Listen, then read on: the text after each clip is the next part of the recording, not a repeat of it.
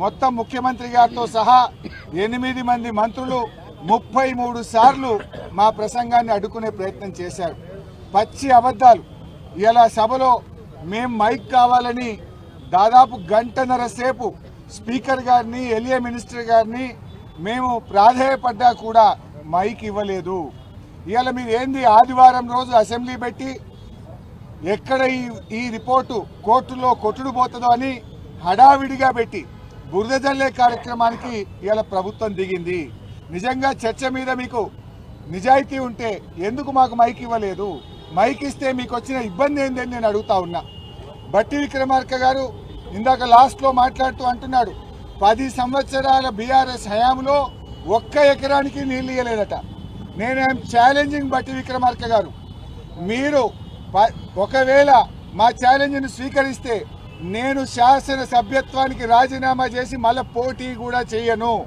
మీరు ఉప ముఖ్యమంత్రి పదవికి రాజీనామా చేస్తారా అని నేను ఛాలెంజ్ విసిస్తా ఉన్నా. బీఆర్ఎస్ హయాంలో 17 లక్షల ఎకరాలకు మేము నీళ్ళు ఇచ్చాము. మీరు 1 ఎకరానికి ఇవ్వలేదని మాట్లాడతారా? దమ్ముంటే అసెంబ్లీలో ఎవరు అబద్ధాలు మాట్లాడుతున్నారు? మళ్ళీ అంటాడు మొత్తం బీఆర్ఎస్ తప్పుడు మాట్లాడింది. తప్పుడు మాట్లాడడం మీరు.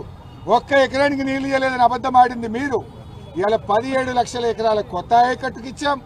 20 లక్షల ఎకరాలు స్టెబిలైజేషన్ చేశాం.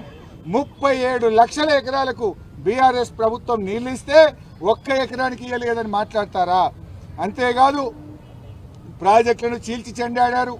ఎక్కడ ఏం చేయలేదంటారు. ఎక్కడైతే ఉమ్మడి ఆంధ్రప్రదేశ్లో అంతర్రాష్ట్ర వివాదాల్లో ఇరికిచ్చారు, నీళ్లు లేని చోట ప్రాజెక్టులు కట్టారు, ఎక్కడైతే వైల్డ్ లైఫ్ ఫారెస్ట్లో ఇరికిచ్చారో వాటిని రీఇంజనీరింగ్ చేశాం. ఎక్కడైతే ఇబ్బంది లేదో వాటిని కొనసాగించాం.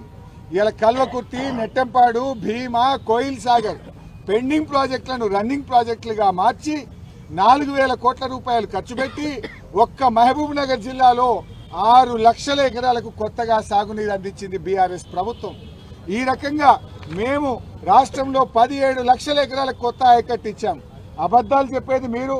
ముఖం చెల్లక మేము చెప్పేటువంటి సమాధానాలకు, మేము అడుగుతున్న ప్రశ్నలకు, మేము చూపిస్తున్న ఆధారాలకు తట్టుకోలేక మా మైక్ కట్ చేశారు.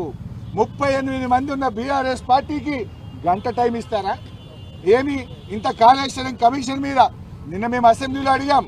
అసలు ఈ సమయంలో వరదల గురించి మాట్లాడదాం, ఈ సమయంలో ఎరువుల కొరత గురించి మాట్లాడదామంటే లేలే వరదలు కాదు, బురద రాజకీయం, కాళేశ్వరమే మాట్లాడతామన్నారు. అయినా కూడా ఓపికగా ఇవాళ మేము అటెండ్ చేస్తే కనీసం మాట్లాడడానికి కూడా అవకాశం ఇవ్వలేదు. ఇలా ఉత్తమ్ కుమార్ రెడ్డి సభలో మాట్లాడుతున్నాడు, మా ప్రభుత్వం వచ్చిన తర్వాత ఇంత ఆయకట్టు పెరిగింది, ఇన్ని ఎకరాల పంట పండింది అని ఉత్తమ్ కుమార్ రెడ్డి గారు మాట్లాడుతూ ఉన్నారు. నేనంటా ఉన్న ఉత్తమ్ కుమార్ రెడ్డి గారు 2 ఏళ్ల కాంగ్రెస్ గవర్నమెంట్లో ఎక్కడన్నా ఒక కాలువ తవ్విండ్రా?